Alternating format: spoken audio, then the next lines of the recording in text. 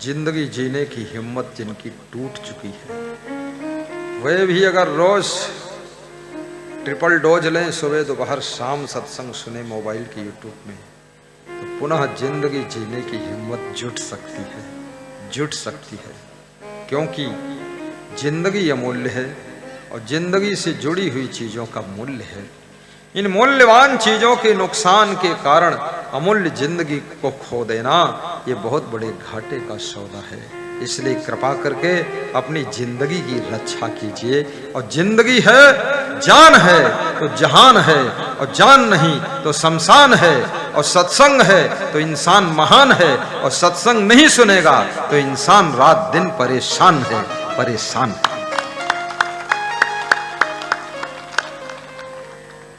अब लगता है कि लोगों में कुछ ताजगी आ रही है। संत सब अलग अलग टाइप के होते हैं।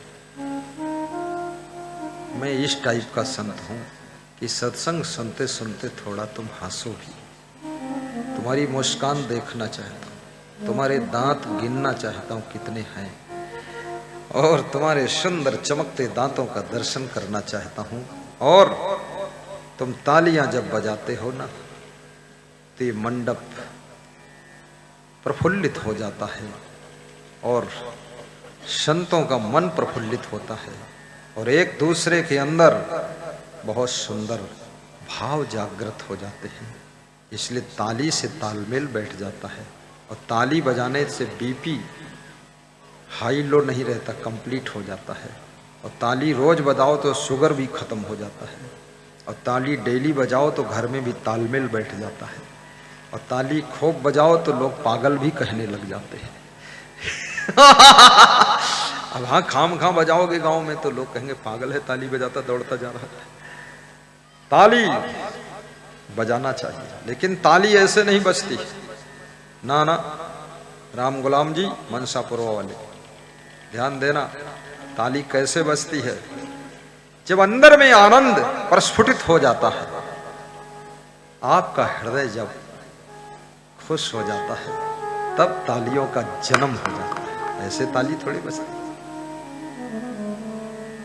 और हार्ट अटैक की बीमारी भी, जितना आप ज्यादा प्रसन्न रहेंगे, हंसमुख रहेंगे, खुश रहेंगे, ठाका मारकर हंसेंगे और ताली बजाएंगे, उतना ज्यादा हार्ट अटैक की बीमारी आने की संभावना खत्म हो जाएगी। इसलिए याद रखना, हंस करके जियो, खुश होकर के जियो।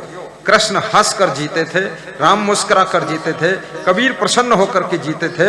और तुम कैसे जीते हो ये तो तुमको पता ही है। टेंशन में जीते हो। टेंशन छोड़िए, फैशन छोड़िए, नशा व्यसन छोड़िए, और आपकी जिंदगी हंसी खुशी से भरी होना चाहिए, हंसी खुशी से भरी होना चाहिए। कितनी महिलाएं शादी के बाद उनको देखो तो ऐसा लगता है सब कुछ लुट गया है, ऐसे बैठती है जैसे अब कुछ बचा नहीं है। पति भी मिल गया, बच्चे भी मिल गए, घर मिल गया, सास बहू सब मिल गए, ससुराल मिल गई, गीत गाए गए, ढोल खूब बज गई। अब वे स्वयं आखिरी में ढोल बनकर बैठी है। ऐसे रोया जैसा चेहरा है, हमारे बहुत दुख है। अब ये करते रहो तुम, अरे किसको परवाह है तुम्हारी, चिल्लाते रहो, रोते रहो। कोई टेंशन नहीं। कौन सोचता है तुम्हारे बारे में, क्यों मुंह ऐंठते हो? संभल संभल कर कर्म कीजिए, सारे दुख सुख में न बदल जाए तो बता देना, कांटों में भी खुशबू आना शुरू हो जाएगी और जिंदगी की राह आसान हो जाएगी। हंस करके काम करो, खुश होकर काम करो, आलस्य बिल्कुल मत करो। कल मेरा पधरौनी का कार्यक्रम उन्नाव में था, तो नाम नहीं लूंगा, लेकिन जिनके यहाँ पधरौनी थी वो तो सब खुश थे। पर एक लेडीज आई थी, बड़ी निराश उदास, ऐसे मुंह वाठे फैलाए बैठी। हमकिन इका कौन दुख भवा जो हम आए लिया वाठे फैलावत मुंह बनावत। तो हमने सोचा नाम पूछ ले। हमने कहा नाम क्या है बेटी, कहाँ से आई हो? बोले जहां से तुम आए हो तहां से हम आए। हम गए हाय खतरनाक भाई। तो हमने कहा हम कहाँ से आए? इन तुम बागर मऊ से आए रहे हो तो हम हूँ बागर मऊ की है ना उनका। तो हम कहते तो ठीक है, कहा हमारे तुम्हारे बराबरी है, इन तो का कोई कमन तुमसे।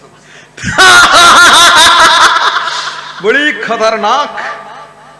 तो हमने कहा ठीक है बैठो। हम सोचे आप बात बढ़ाइए हो तो उठ के गला न पकड़े लेगा।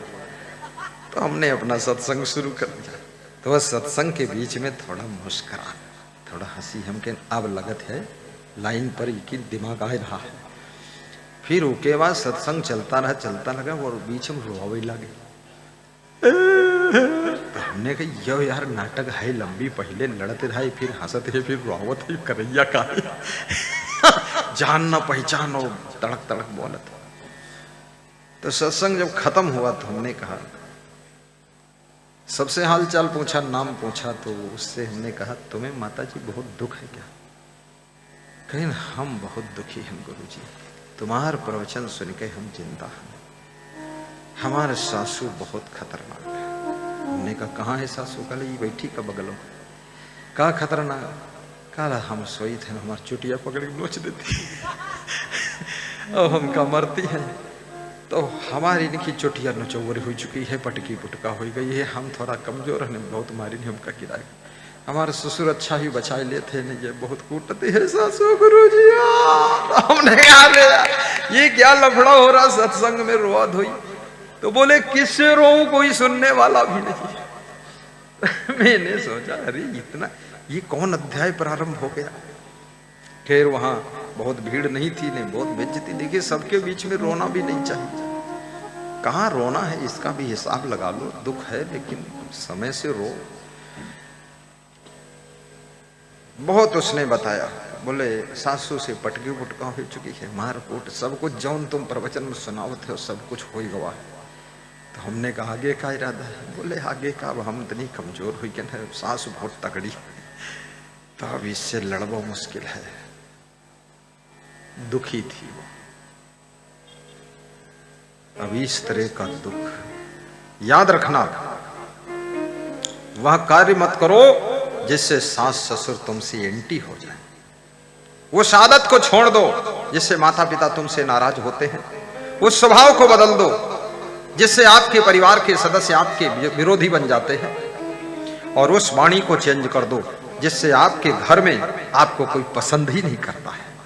और उस खान पान को बदल डालो जिससे कि आपके घर में सभी लोग आपसे नाराज रहते हैं। और ऐसी जिंदगी बना लो कि सबके प्यारे बन जाओ, दुनिया से न्यारे बन जाओ और सबकी जिंदगी के सहारे बन जाओ। तो सब आपको हाथों पर लेकर के रहेंगे। याद रखना किसी का चमड़ा और कपड़ा प्रिय नहीं होता है। अगर प्रिय होता है तो आदमी की जिंदगी के सुंदर कर्म ही प्रिय होते हैं। इसलिए अच्छा कीजिए तो सब प्रेम देंगे आपको। बोलिए सदगुरु भगवान की जय की जय जय जय जय